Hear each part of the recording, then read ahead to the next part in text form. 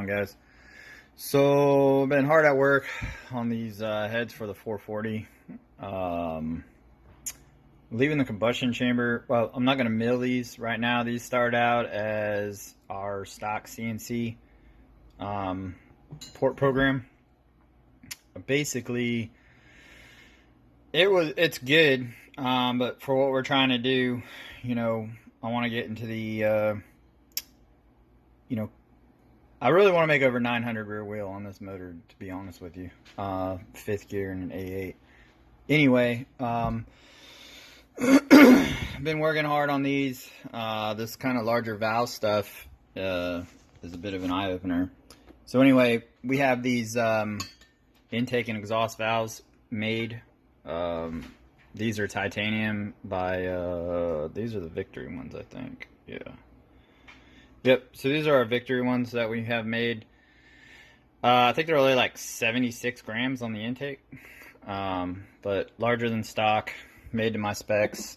And then we have, this one happens to be an Exodyne exhaust valve.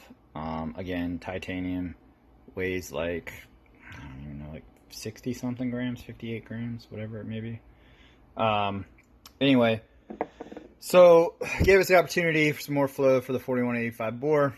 I basically, open these up, open up the combustion chamber, reworked all this stuff to match the piston. Been putting a lot of work in with this and the valve angles, and the approach angles and short turn and all that stuff. So, man, I think I'm on like my 9th freaking revision. So, as you can see, I really didn't open up the runner very much. So these runners are about 300 cc stock. The normal CNC programs about 315, I would guess. So anyway, I'm not sure what this is. I will CC it probably before I finish this video. Well, this little video series, I guess. But really, not much deviation in size-wise. I did do some things that, needed to be done, opened up, and whatnot. So the goal was 400 CFM by 700 lift. The cam I'm running is a 725 lift. Subtract the lash somewhere, I don't know, somewhere up there. So we got it to flow pretty well, actually. So after I got done with all the port work and short turn and about my 58th freaking rendition of the valve job, which, man, sucker is hypercritical on these heads. Ended up, let's see, let's go over here to the flow bench. I must say, the exhaust still needs some work. I'm not happy with the exhaust at all. But anyway, I did have to sacrifice some low lift, unfortunately. But I got my 700, or I got my 400 CFM at 700. It's 405 at 750 and 410 at 800. I just don't think I can mess with the head anymore, to tell you the truth. I would love to bump the bottom end up a little bit. Like I said, the exhaust is pretty soft in my book right now. I definitely have some work to do there. I'll probably put some more work into that tomorrow. But yeah, speaking of the exhaust, it's just like I said, our standard, the CNC exhaust port that comes on every head. Fits an 1 7/8 runner, preferably 2-inch though. And the exhaust is actually flowed with a 1 7/8 pipe. These heads will be getting a 2-inch header to begin with, and then it will be going to a set of 2 1/4 custom 2 1/4 inch custom headers. So like I said, we did go with a larger than stock exhaust valve. I think I know what the issue is right now, and I'm going to correct that for tomorrow and get some better flow numbers. So we're going to run these heads with the pack 1335 intake valves, or excuse me, Springs, man alive, it's been a long day. So normally the install height is 1/800, but as you can see, I mean, that's like a 250 on the seat, 860 open. I was debating between these and the 1209Xs for the low lash solid roller. So I'm going to run these at 1/900, and we tested them yesterday, and it was about a 75 pound difference. So the 1209X, the spring is 155 on the seat, 510 open, where these will be, you know, 175 and 7 something. So my concern, as you can see, like, we run our bronze valves and we put ductile iron seats. This is just a 1300 OD spring, you know, nothing. I mean, it's obviously just heavier than your other stuff. I've been avoiding duals, man, for quite some time now. We just don't run them anymore. But I couldn't find a conical that would do what I wanted to do.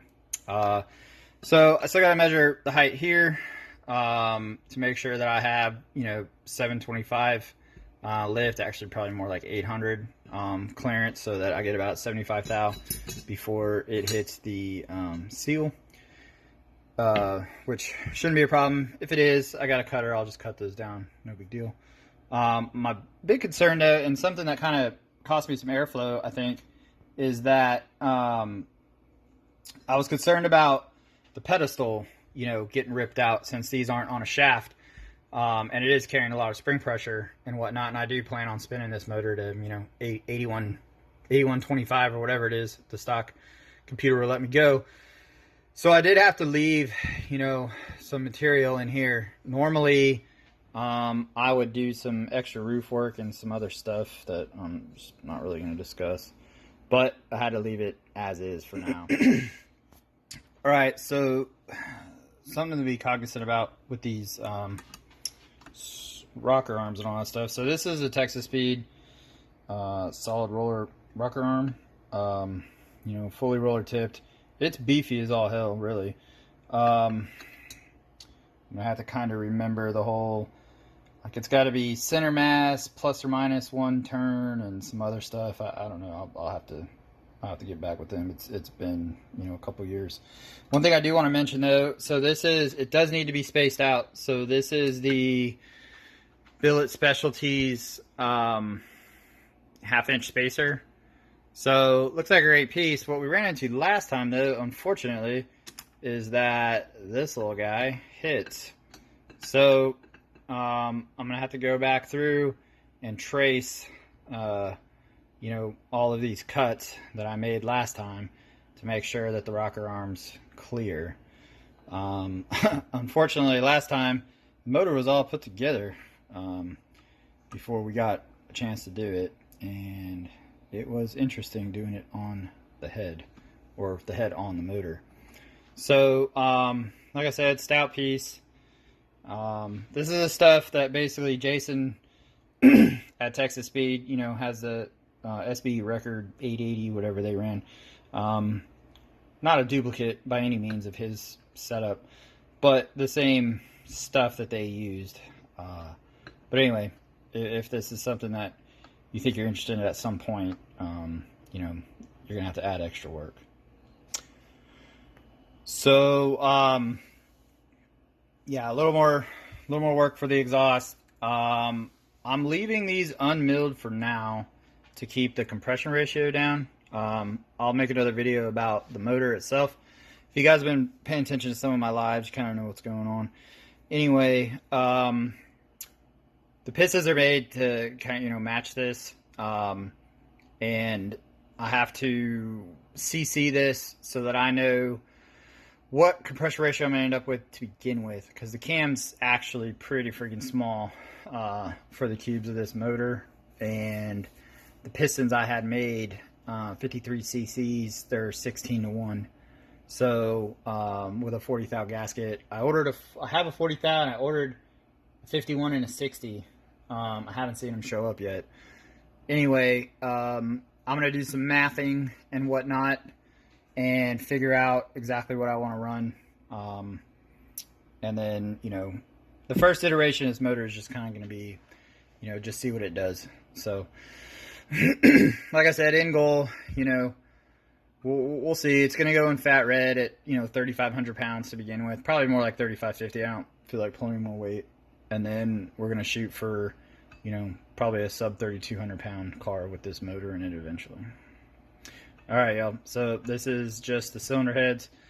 I'll do an engine one, and, talk about the cam and all that stuff in that one.